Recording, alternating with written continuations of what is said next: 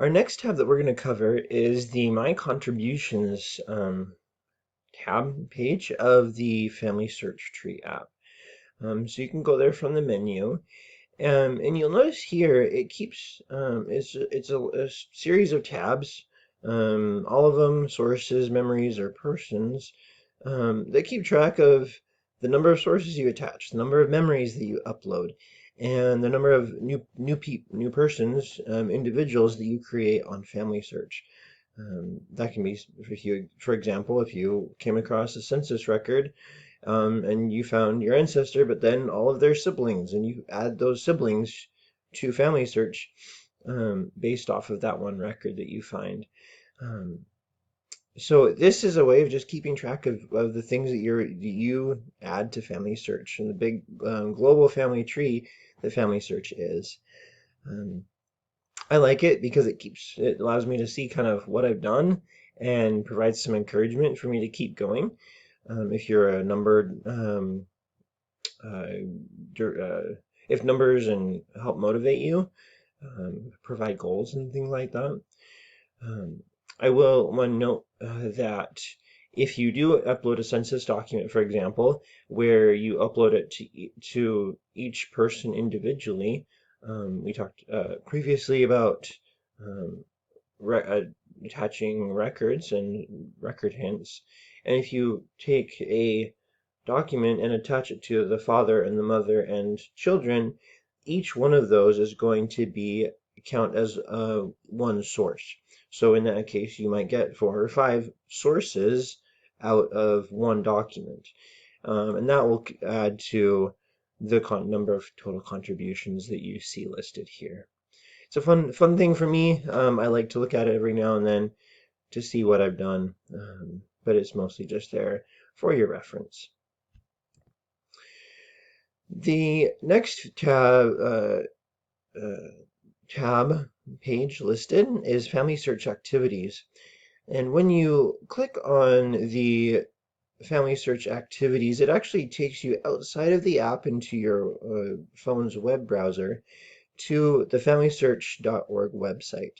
And here it takes you to a page specific for FamilySearch Activities, Family History Activities, excuse me, where you can engage with your family tree in really kind of neat and personal ways. The point of this presentation, not necessarily to go over all of those, but there are many interactive activities, many of which are appropriate for children and families that can be done. And it's a fun way of engaging, of discovering who your ancestors are, discovering where you're from, and other things like that. So I invite you to check that out as well. So that is the bulk of as far as number of features that the FamilySearch Tree app offers. I'm going to switch now a little to talking about memories. Memories are things that FamilySearch allows to be included in the individual ancestor profiles, so that additional aspects of their life history can be preserved. These things are captured in both the FamilySearch Tree app and also the FamilySearch Memories app. And I'll explain a little bit about how those two are different and how they're the same. First, I want to talk about what the different types of memories are. So the first one, I think that's probably the most easily recognizable, are photos. Pictures of our ancestors in some format. The next are documents, and this includes everything like birth certificates, death certificates, anything certificate, census records, immigration cards, draft records, things like that, where you have an image of a document. It can also include personal histories. So if you were able to inherit a scanned, typed out history, that would very well fall under the documents feature, a section of memories. The next are audio recordings, and I think these are really cool because they allow you to preserve either the voice of your ancestor or the voices of other people recording memories about the ancestor yourself. So, for example, a while back, my uncle recorded my grandfather talking and sharing various experiences that were special for my family. And my grandfather has since passed away, but I can go in now to FamilySearch and very easily open up the audio recordings of my grandfather and hear him speak and remember what his voice was like and be able to kind of relive and rekindle that relationship that I had with and have with my grandfather because of those audio recordings. Um, it also allows you to, when you're going to a family reunion or visiting a distant relative, you can, and they're talking about their parents or their grandparents and the things that they remember. You can pull out the audio record, so you can pull out the memory section and under the audio recordings, record them talking about that ancestor. You can tag them in it, and you can tag that ancestor, and as a way of preserving those memories that people have of their ancestors in a really neat personal way. The last type of memory are stories, and these are things where um, are experiences written out of the ancestor. They can be things that the ancestor did. It can be like life history type experiences. It can also be experiences that you've had with your ancestors. Uh, this was my this is my grandmother's favorite bread recipe or cookie recipe. This was something I did with my great aunt when she came to visit. This is what I remember, and you can add those as stories, those memories to FamilySearch, and it allows for a wonderful dialogue between uh, between relatives as we all get on this collective family tree and engage with our ancestors. We can see what everyone's memories are. Um, and as I mentioned, it makes it easy. Both apps make it easy to see when we're traveling. You can have your app phone on you, which you most likely always do because they're surgically implanted on our hands, on our waist, and our pockets. You know how they are these days. We always have them with us, so it makes it easy to document these memories. So, as I said, there are differences and similarities in how FamilySearch Tree and FamilySearch Memories processes the memories.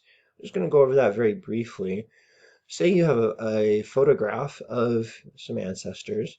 In FamilySearch Tree, it's very simple and straightforward to take that photo and upload it directly into the profile of the ancestors.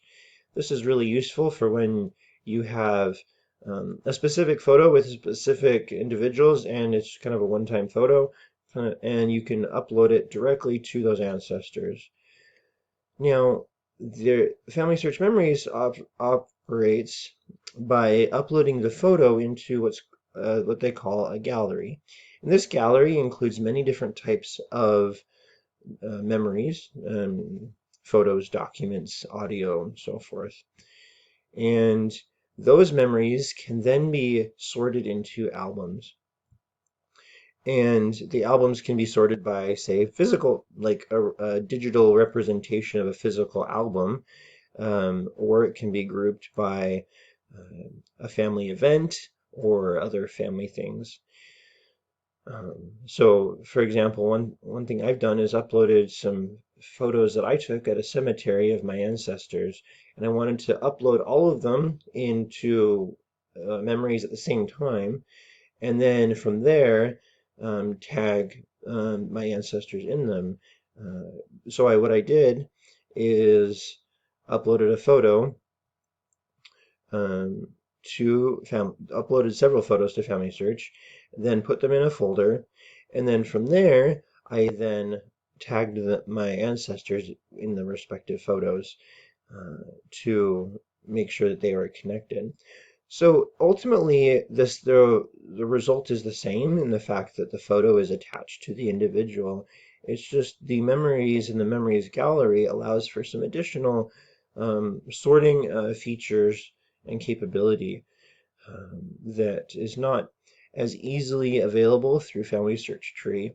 When you're in FamilySearch Tree, you can see the photo, you can see the metadata of location where it was taken, uh, who was in the picture, the date it was taken, a description, the title of the photo, for example, or the document. Um, and you can also add it to an album, but the functionality is a little bit enhanced with the Memories Gallery. So if you go into the individual profile of your ancestor, you slide over to the Memories page or tab. It shows you all of the various memories that are uploaded. So this is a story here. These are photos, and there's other documents and so forth. If you wanted to add something, you click on the green button.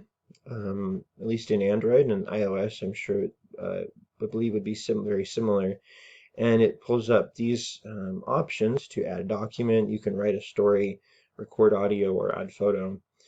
Um, so all of these things can be done very easily. So when you're sitting at lunch and you're bored again, you can go in and try to think of some memories that you have of grandparents or other relatives, and add them as stories. Just type it out really quickly, a paragraph or two, and preserve those memories for other people to enjoy. Similar functionality exists within the Memories app. You'll see very similar profile layout of the screen. When you click on the plus button, you can add the memories. And when you click on the menu, you can see the additional features that the Memories app allows, including albums and sorting and finding of the memories as well.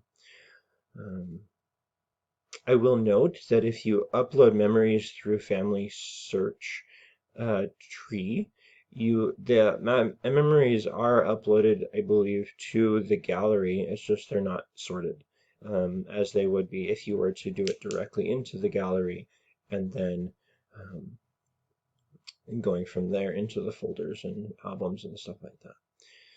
Those are the two main differences. The main memory processing apps that FamilySearch has. They do the same thing. They're related, and really you could use either of them and get the same result. It's just what you're using for the given activity. So that's some basic overview of FamilySearch Tree and FamilySearch Memories. I wanted to highlight just a couple of other apps. This is by no way inclusive, as there are many wonderful developers and programmers that are creating apps for family history. This is just a small sampling of ones that I could think of. One of them that I found out about at Roots Tech several years back was the app called Joy Flips. And one thing that's cool about this app is that you can say if you're going through a photo album with some relatives, you can open up the album, use your phone, take a picture of a photo, and then talk about it. And that audio is recorded and is tagged to that photo. And you can go through and upload that. And I believe I haven't personally used this yet, as I have not really had a reason to as of yet. But I believe it also connects with FamilySearch as well. Other apps, Ancestry and MyHeritage, have apps that you can use to allow for searching records. If you're visiting cemeteries, you can go to Billion Graves or Find a Grave and use those apps as well. And I have another YouTube video about that talks about those two apps, and there are many others. So thank you for joining me today. I hope this has been insightful for you. If you have any questions, please don't hesitate to comment below, or send me an email at familyhistoryeveryday@gmail.com, or reach out in any other way. Thank you so much and have a wonderful day.